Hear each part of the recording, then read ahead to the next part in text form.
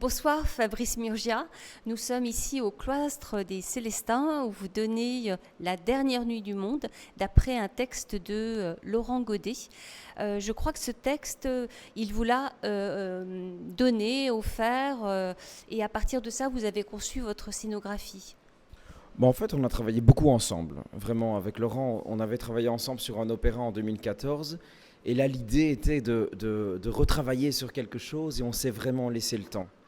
Et ça, c'était beau parce que lui, il avait beaucoup de travail, il a de la chance et moi, j'en ai aussi. Donc, on n'avait pas d'urgence. Mais un jour, on s'est retrouvés autour d'une nécessité comme ça, absolue, de faire quelque chose.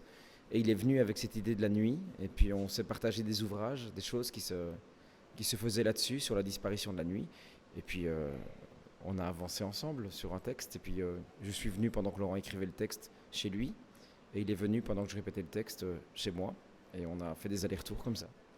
Et donc la dernière nuit du monde, en fait, ça part voilà, de l'idée qu'à un moment donné, les hommes vont essayer de réduire la nuit à 45 minutes. L'idée, c'est simple. C'est qu'il y a une pilule qui va sortir demain sur le marché et qui va vous permettre de dormir 45 minutes. À partir de là, vous serez totalement reposé.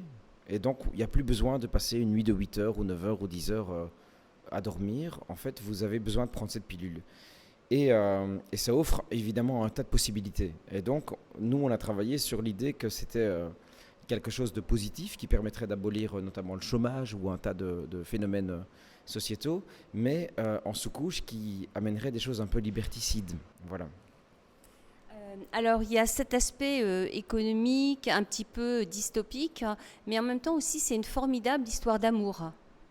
Ouais, il y a le côté.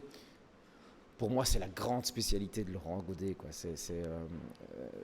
C'est d'inscrire des romans universels qui traitent de la géopolitique tout à coup en se rapprochant des sentiments qu'on connaît, nous. Il y a une phrase dans le spectacle qui dit cet être humain-là, moi, vous, nous, le visage de Monsieur Tout-le-Monde.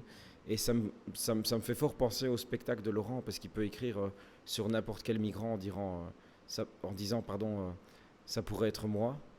Et tout à coup, cette volonté d'aller chercher l'humanité partout et de réhumaniser alors qu'on déshumanise. Moi, je trouve ça fabuleux, quoi. Et là, vous incarnez un personnage, Gabor, et vous défendez ce texte quasiment seul avec Nancy Kudzi, pardon. Mais vous avez tenu véritablement à vous engager corporellement et scénographiquement.